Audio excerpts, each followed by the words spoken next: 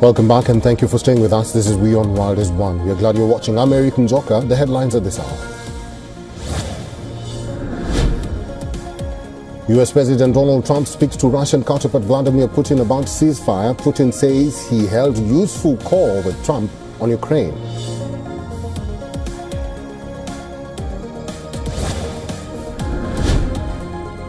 Indian Army says Pakistan tried to target the Golden Temple in Amritsar and several cities in Punjab with drones and missiles after Operation Sindoor. India's air defense systems neutralized aerial threats.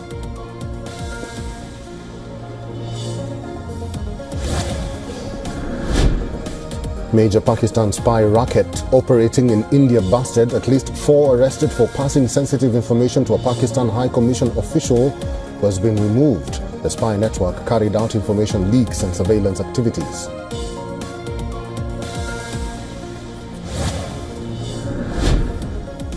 China says it is accelerating work on a flagship dam in Pakistan. This in the wake of India putting Indus Water Treaty in abeyance.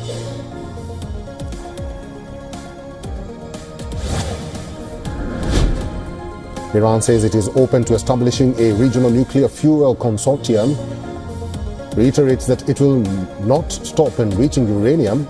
This as US voices strong opposition to Iran's uranium enrichment activities.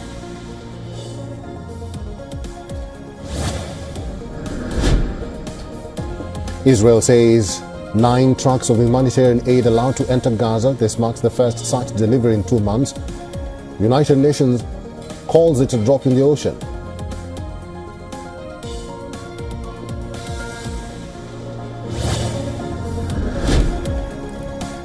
Britain agrees the most significant reset of defense and trade ties with the European Union since Brexit. This after US President Donald Trump's appending of the global order forced the two sides to move on from their acrimonious divorce.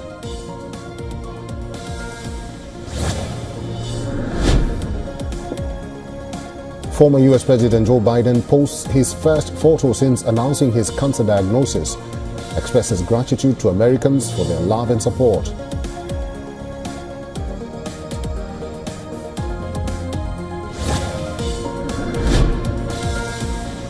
Flooded roads and traffic jams as heavy pre-monsoon showers throw Bengaluru into disarray. Yellow alert in place till May 21st.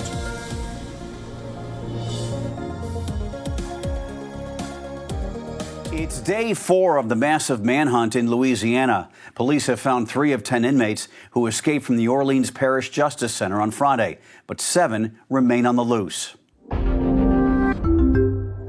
The men range in age from 19 to 42 and face various felony charges, including murder, aggravated assault, and domestic battery.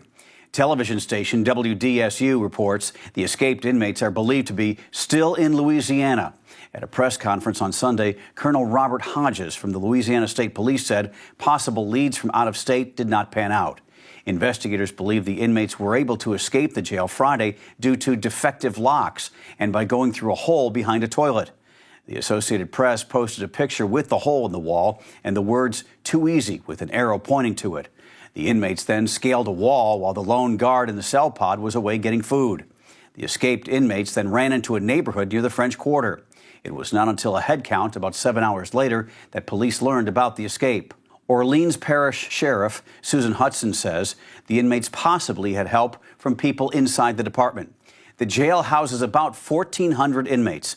Louisiana Governor Jeff Landry called for the reform of the justice system in New Orleans on Sunday. Prosecutors who are unprepared and delay cases for years must be addressed in this court system. 9 of the 10 escapees have been in the pretrial stages in OPCC for years now. The FBI is now offering a reward of $10,000 per inmate. That's in addition to a $5,000 reward offered by the Bureau of Alcohol, Tobacco, Firearms, and Explosives, plus $2,000 from Crime Stoppers for their capture. At least 1 person was killed after 6 hours of relentless rain brought Indian city of Bengaluru to its knees. The rain, which began late on Sunday and continued into the early hours of Monday, was the heaviest the city has witnessed this year. Several areas received over 100 millimeters of rainfall, while in some localities, rain gauge touched 132 millimeters. Water quickly filled the streets and entered homes, especially in low-lying neighborhoods. Rescue teams were forced to deploy boats to reach stranded residents in waterlogged areas. Visuals from across the city showed citizens being ferried in boats through waist-deep water and tractors, showing the scale of disruption. The flooding also triggered massive traffic jams, uprooted trees, and caused major property damage. Commuters faced long delays as authorities closed or even diverted key routes. The situation worsened with power outages and snapped power lines, adding to the distress of residents stuck indoors. The Indian Meteorological Department has confirmed that 7 to 12 centimeters of rainfall was recorded across Bengaluru and its adjoining regions throughout the night, with the official onset of the southwest monsoon still about a week away. Meanwhile, Chief Minister Siddaramaiah is scheduled to visit the affected areas to assess damage and engage directly with the citizens. Karnataka Deputy Chief Minister D.K. Shivakumar took note of the situation, assuring that the authorities are working on it. Further, the IMD has issued a yellow alert warning of continued moderate to heavy rainfall and thunderstorms in the days ahead.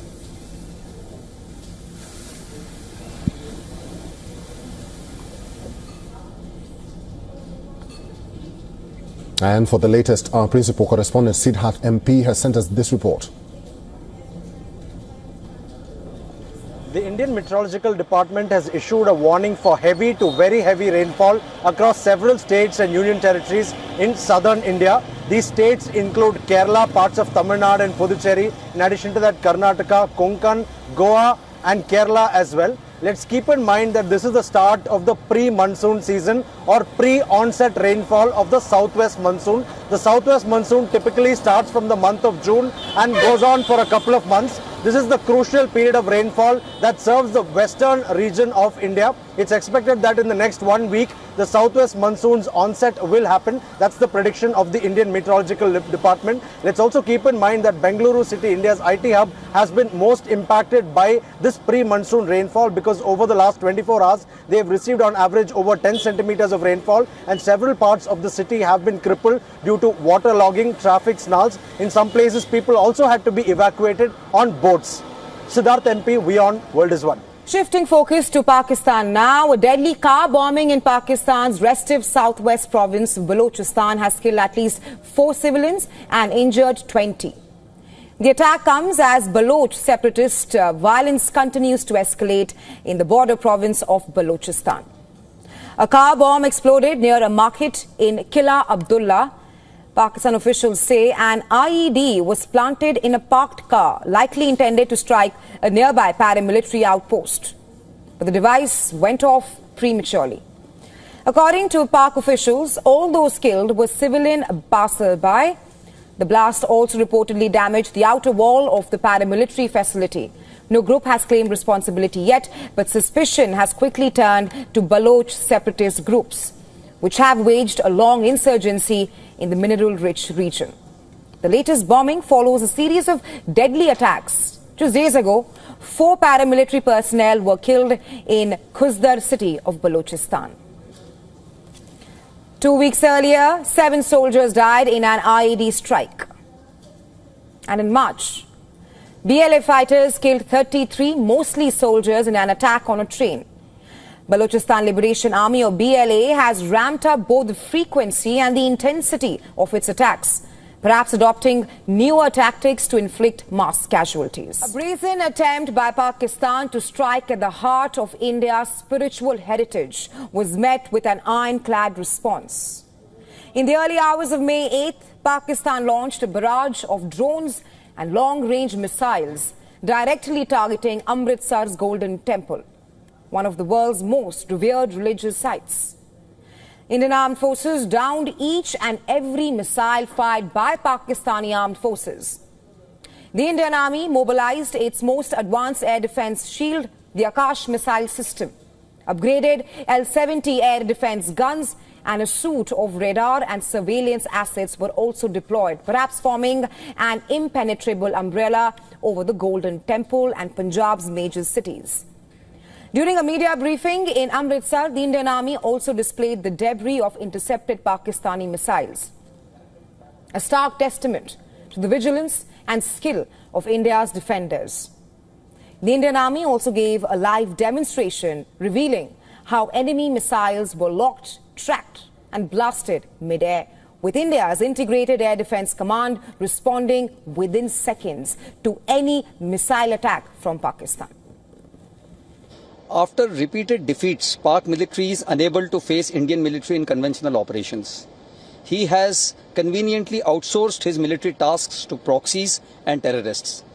Pak military posts often abet infiltration by firing onto own posts to distract and divert our attention away from infiltrating terrorists.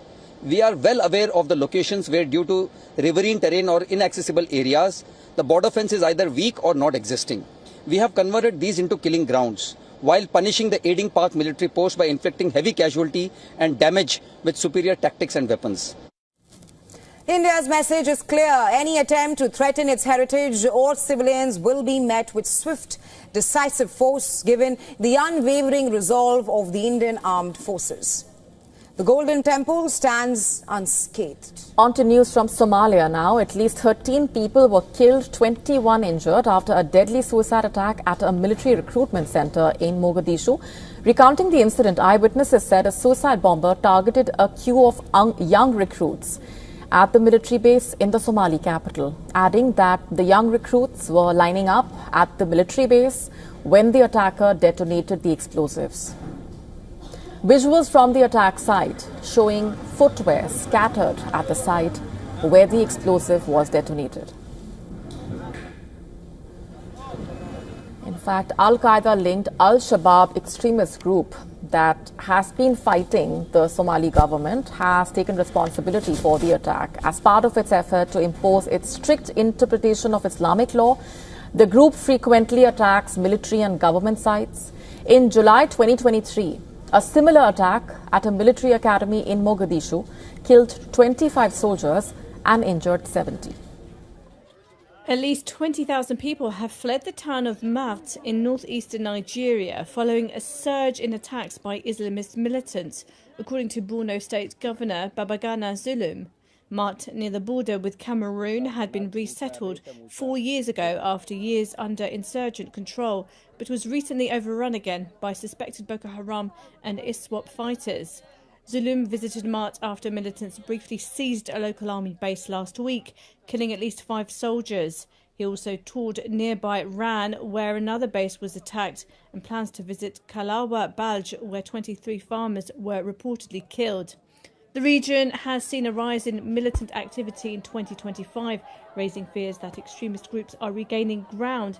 Over the past 16 years, the insurgency has displaced more than 2 million people and killed thousands.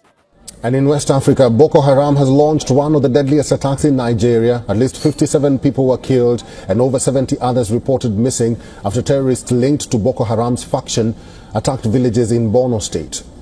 The mass killing occurred during a surge of violence in Borno. Terrorists have launched a deadly assault on the Nigerian Army's 50 Task Force Battalion in Mate, killing several soldiers and seizing weapons. Following the attacks, displaced residents in Mate have fled to Dikwa, a key humanitarian hub. At least 20,000 have fled insurgency-hit town in Nigeria. Aid organizations are now withdrawing from the area due to international funding cuts. Borno State Governor Professor Babagana Zulum, who visited violent hit area on Saturday, raised the alarm that only one town out of 300 remained under government control in Mate local government area, or LGA. He has warned that Boko Haram terrorists are on the brink of taking over the entire LGA. Mate is close to the border with Cameroon. The governor has issued a warning following his visit to the area. He has appealed to the federal government to urgently deploy decisive strategies to prevent Mate town from falling completely into the hands of Boko Haram. And for the latest, our correspondent Louisa Olani reports from Lagos.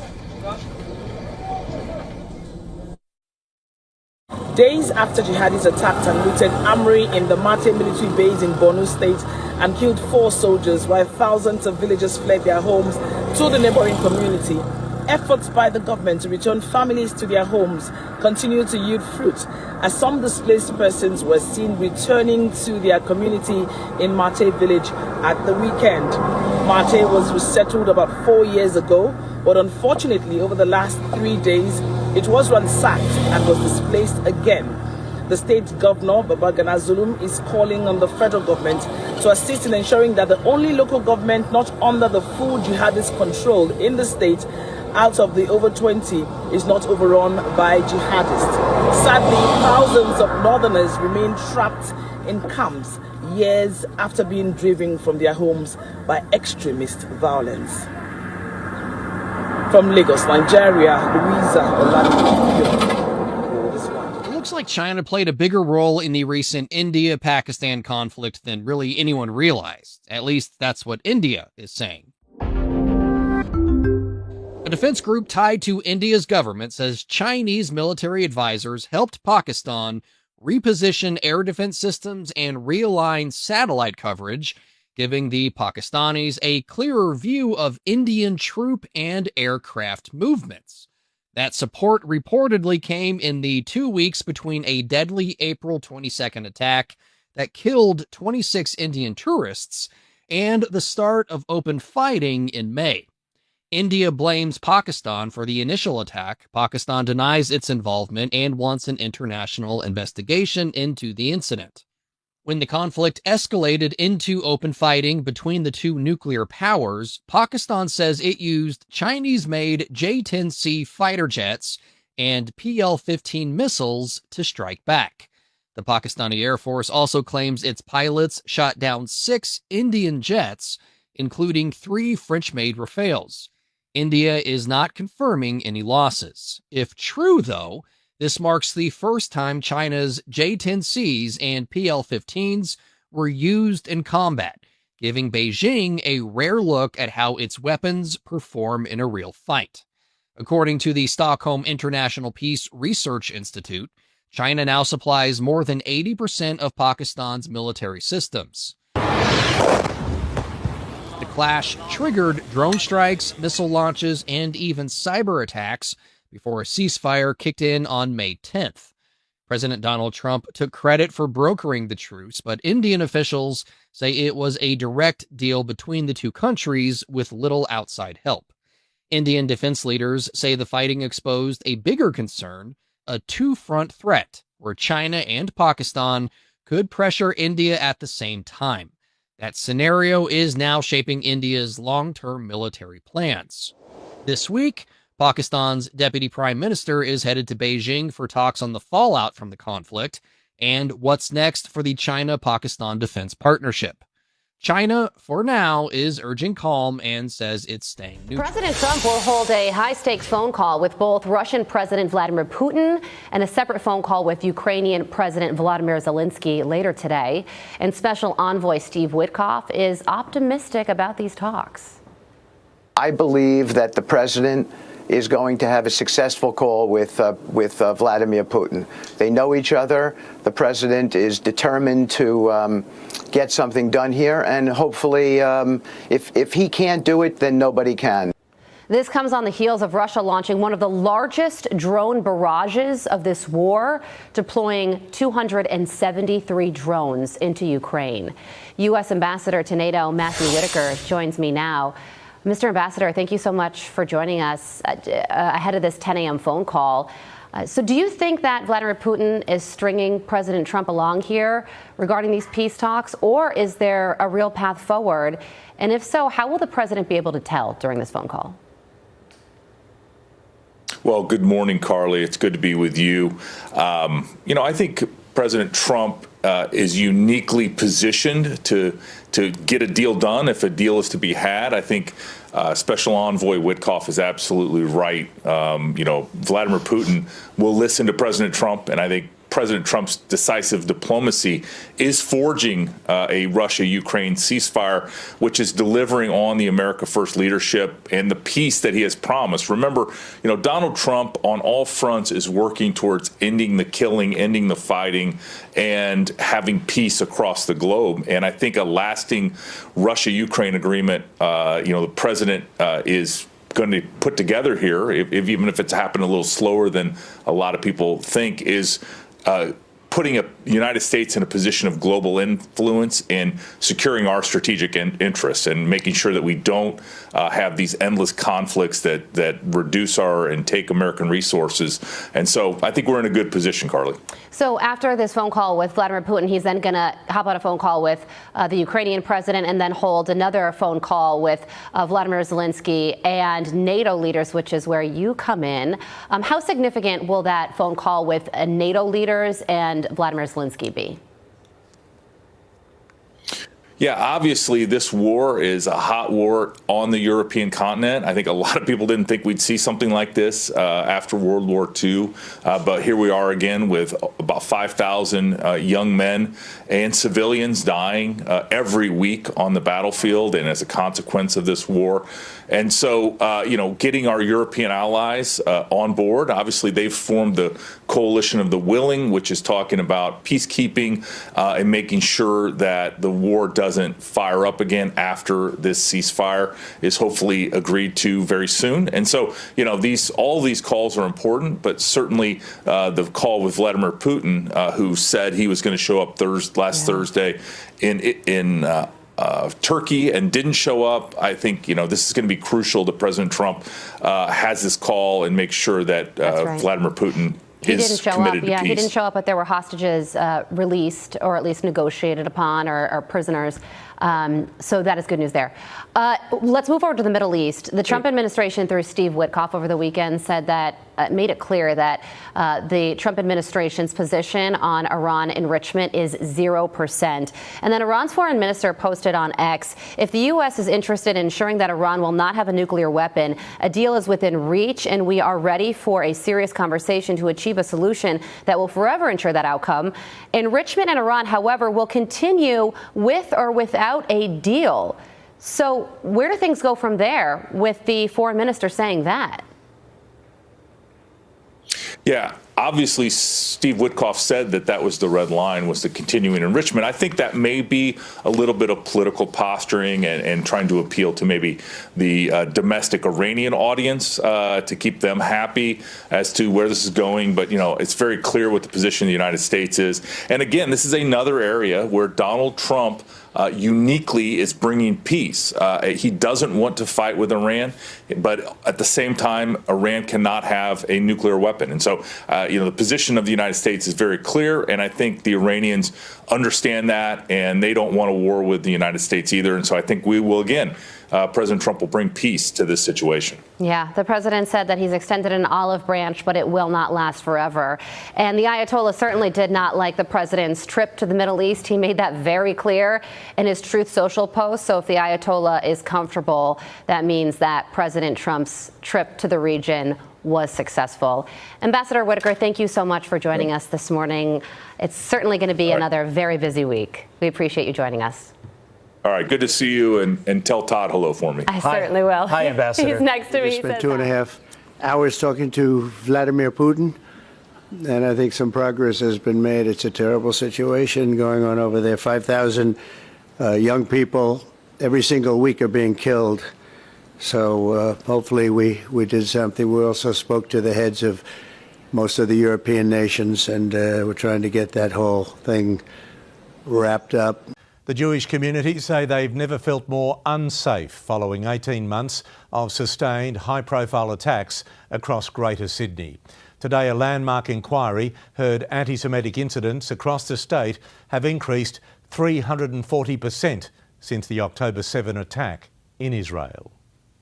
The terror across our state is overt and relentless. Jewish institutions have been defaced, families have had to take down their mezuzot, Jewish school students have hidden their uniform in public.